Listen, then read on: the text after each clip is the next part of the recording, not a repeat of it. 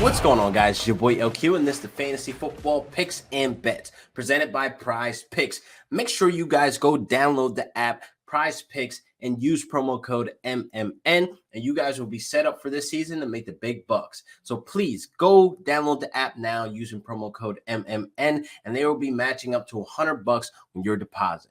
So I got a great show for you guys today. I got 3 quarterbacks. If you drafted them in the late rounds, you should be feeling really good about these guys. Or if you have a draft coming up, you should be targeting these 3 guys. 2 now named the starter, and another guy that's sneaking under the radar that I feel as though has some upside. So let's get into it. Now, Daniel Jones is a guy I've been targeting in super flex leagues in the later rounds, or 1 quarterback leagues as my QB2, and super flex, obviously QB3. So I'm only drafting him only for the simple fact what he brings to the table, and it's the rushing upside. The last 2 seasons since he's been named as the starter, he finished as a top 10 rushing QB. He had more rushing yards last season than our Wonder Boy, our fan favorite Josh Allen. So what he brings to the table is the rushing upside that gets you those fantasy points.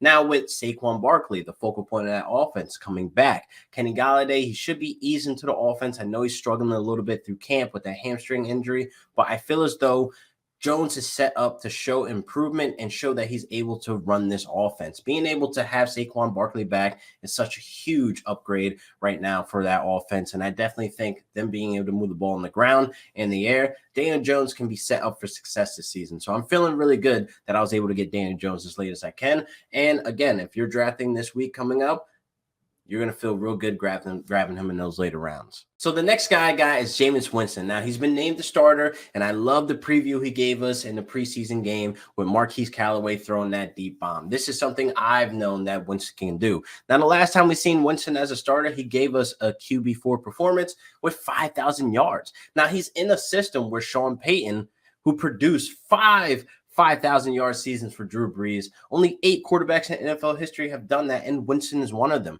So under Sean Payton, I don't think he would be as aggressive as a Bruce Arians was, because that's where a lot of those interceptions came from. So I think Winston is set up for success. Even with Michael Thomas out, Callaway has shown that the connection and chemistry is there, and I love that deep pass that they had in the preseason. Hopefully that translates into the regular season. So with Winston still going this late and being named a starter, and if you already grabbed them in the later rounds, you should be feeling really, really good about Jameis Winston on your roster. The upside is there, and I definitely think Sean Payton could play the Jameis Winston strengths to have a very good season. So next up, I got Teddy Bridgewater, who was newly named starter for the Denver Broncos. It might be a little gamble if we're going into this week drafting, but if you already drafted Teddy Two Glove in the later rounds, because he seems to be the forgotten one, nobody thought he was going to start. So there's a lot of haters out there that were basically looking for Teddy Bridgewater's downfall, but he is now the starter. And everything I've saw through Teddy Bridgewater through the preseason, I actually liked. It was impressive. I definitely think, getting involved with Cortland Sutton, being that he's coming back from an injury as well, it was definitely something heartwarming knowing that I have Teddy Bridgewater on my bench when he's ready to get his name called, when I have a quarterback on bye or injury, et cetera.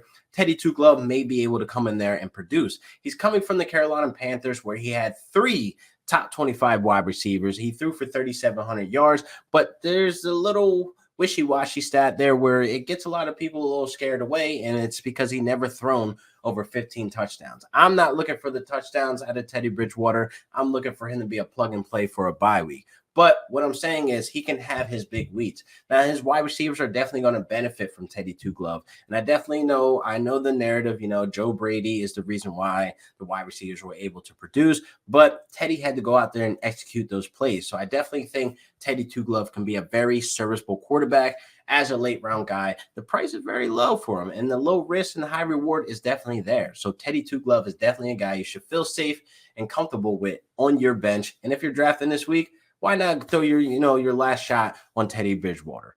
So this wraps up another great episode. Please make sure you guys like and subscribe and comment below on what you guys think. So I've been trying to get my shirt game up. Let me know about my shirt game, because I'm trying to keep up with Mr. Mayo over here, because he's been coming out with some fire shirts. But again, make sure you guys sign up to Prize Picks. Use promo code MMN. You guys should be set up to make the big bucks. Why not, man? Go ahead and get that money this season. It is bring home the gold season.